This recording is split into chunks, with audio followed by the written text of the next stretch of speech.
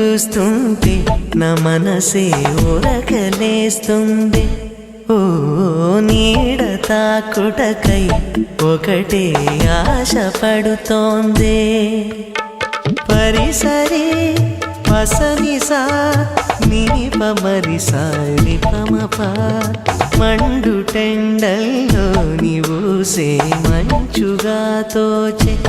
ఓ ఎదను తాకగనే ఏదో హాయి రగిలేనే. చాటుమాటుగా నిన్నే చూస్తున్నానే.